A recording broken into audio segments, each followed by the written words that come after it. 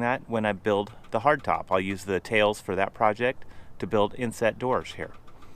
But for now, Lynn has sewed up a nice canvas cover, and I'll put that on today. It'll keep most of the rainwater out of there, and it doesn't matter. It's a wet locker. There is scuppers in the bottom of this locker.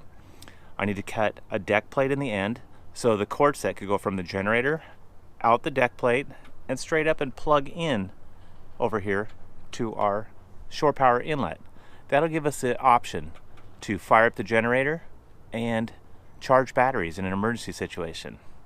Okay, I have everything I need. Lynn sewed up the cover. I just have to put a little bit of hardware on that. Here's my deck plate, so I'll be able to pass the shore power cord through this without opening the door. Here is going to be the shore power cord and an adapter to plug right into our current system.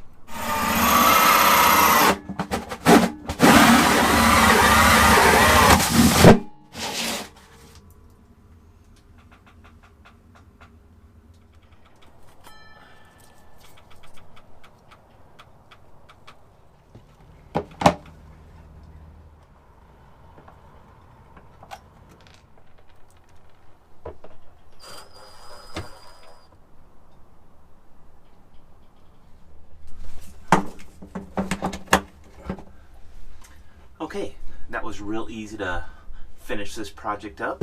I took my power cord and put the right connection on the end to accept into our shore power lead.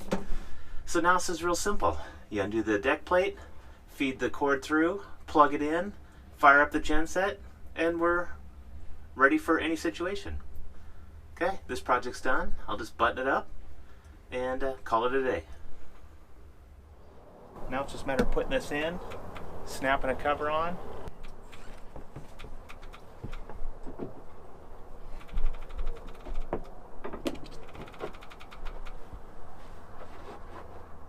Okay, now I'm just putting on the hardware on this canvas cover.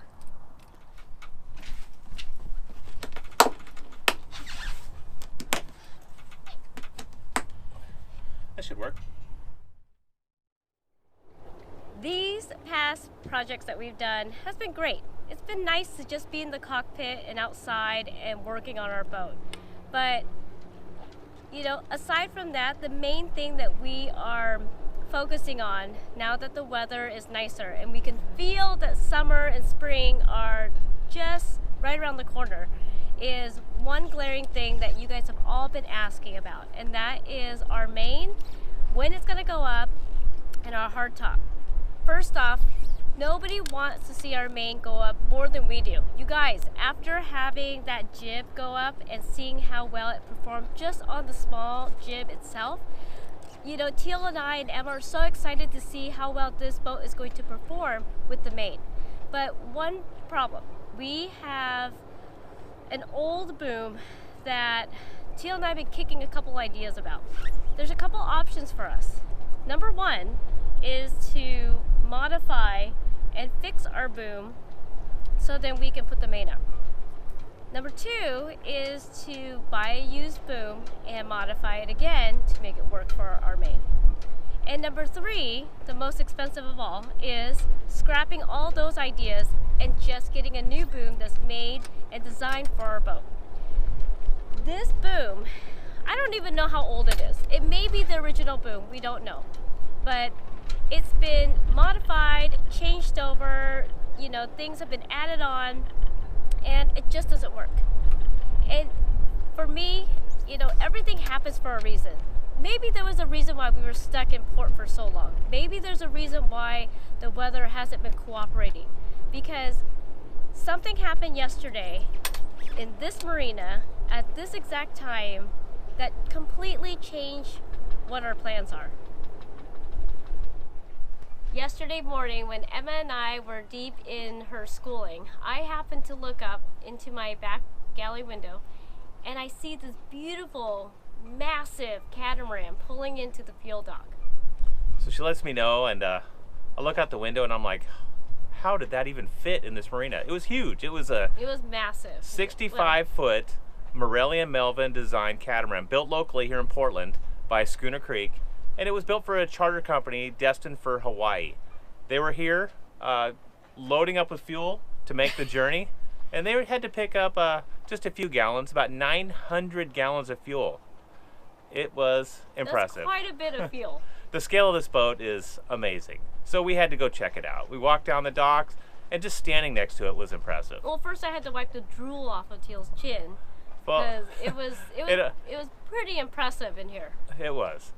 So we got chatting with the captain and the crew, and they invited us on board to take a look around, and I had a lot of fun. It was nice. And it just so happens the captain of this boat is none other than John Kuhn, who is well respected and well known in the multi-hull industry.